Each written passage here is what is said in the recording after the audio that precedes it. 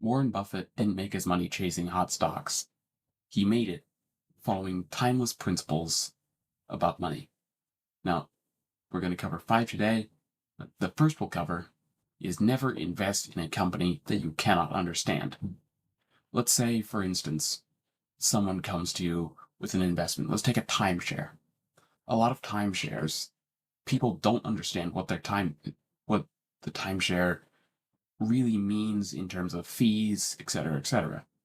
And timeshare salesmen generally don't disclose that. A lot of the times they're not required to make sure that you understand exactly what you're signing up for. So let's say you buy a timeshare. You don't know much about timeshares. I've heard so many people get ripped off from investing in timeshares. Not saying it's always a horrible idea, but before you invest in something, make sure you understand it. And if you don't understand it, make sure someone you know and trust understands it and thinks it's a good idea.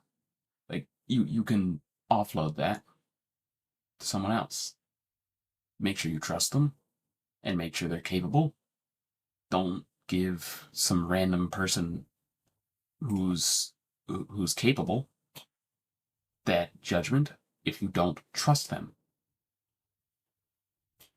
That's another aspect of investing in what you know. You know they're trustworthy and you know they're capable. Now, the second is cash combined with courage in a time of crisis is priceless.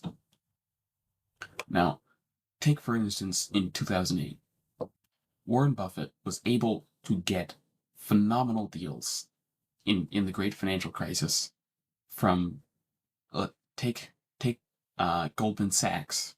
He was able to get a deal where they paid him, I believe it was 15%, a 15% dividend on preferred equity in Goldman Sachs because no one else had any money.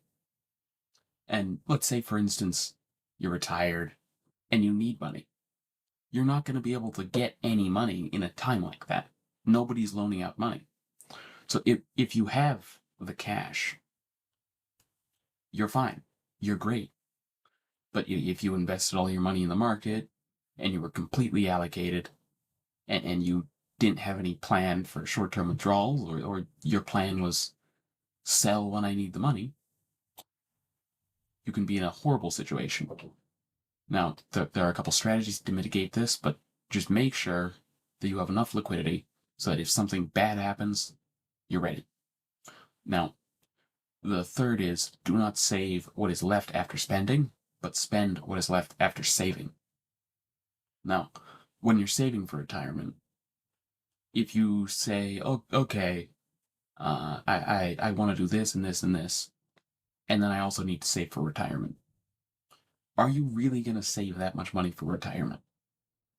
What you need to do is decide, okay, I'm going to save, let's say 20% of my income for retirement.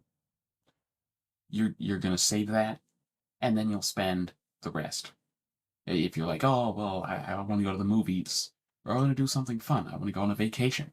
Can you afford that after saving money? Or are you tapping into savings to do that?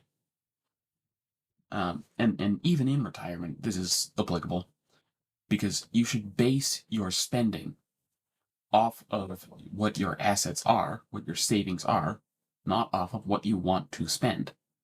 And if you have enough assets, that's great. You can spend what you want to spend and not have to worry about it. But if you don't, then you need to make sure of that so that in the later years of your retirement, you don't end up with no money. Now, the fourth is the stock market is a device for transferring money from the impatient to the patient. This is a phenomenal quote. And take, for instance, let's look at this chart. Take, for instance, in 2022, people that bought tech stocks, let's say, people that bought tech stocks were all in and were just they were going to make $1 million. Or people that bought, they lost loads of money here. Just, I mean, it was horrible. Um, and a lot of them were eliminated from the market. Now, if you had invested carefully, if you were patient, let's say you continued to rebalance, here it was a bad place to rebalance down, but you still did it. Here, if you rebalance down, you thought the market has gone up, maybe, like, I wish I didn't have to do this. Last time that turned out bad. I wish I'd owned equities. Now, what an impatient person would say is, all in equities, like, let's go.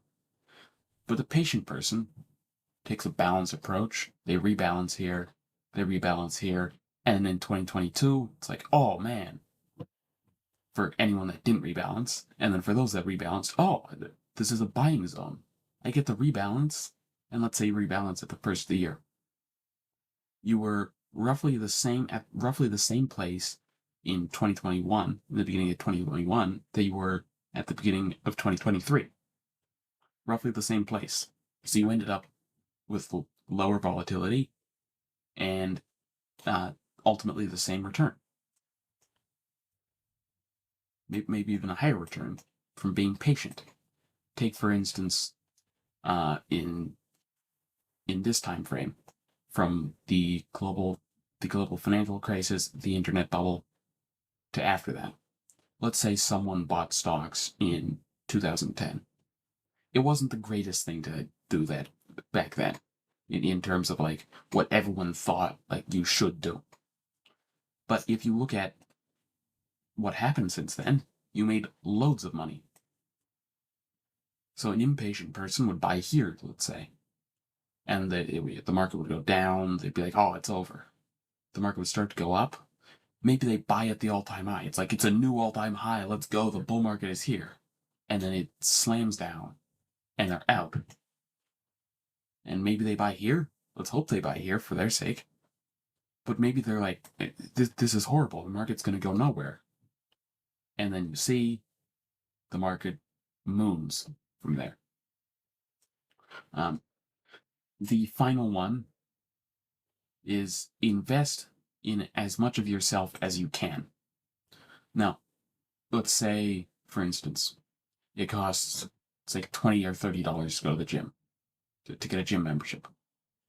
What will that save you in future savings from health expenses, in decreased health expenses?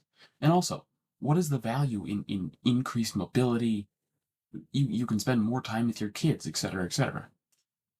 Let's say you're able to spend like 10 more years, 5 or 10 more years, and you're able to be mobile during that time and spend time with your grandkids.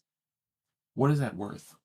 Like the tens of thousands of dollars? Hundreds of thousands of dollars? Is there even like a cap on the amount of money? I mean, it's infinity value, almost. And you can do that by spending some time now and investing in your health. You could go out on runs, for instance. Or let's say there's a lot more monetary return. Let's say you work in sales. Is it worth taking, let's say, $5,000 and buying a $5,000 course? Maybe. Well, let's say that course allows you, it improves your closing rate by 10%. Let's say you make $100K per year.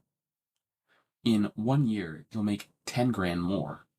Assuming you're all commission based, you'll make $10,000 more off of a $5,000 course. So investing in assets and things that benefit you can have tremendous returns. Take, for instance, in the stock market. Are you going to get a return like that? No. But if you invest in your health, like, are you, once again, are you going to get a return like that in the stock market? No. You're not going to get more time with your kids. You can, if you invested that $300 in the stock market as opposed to taking care of your health. If you're interested in more content like this, please like and subscribe. Thanks for watching.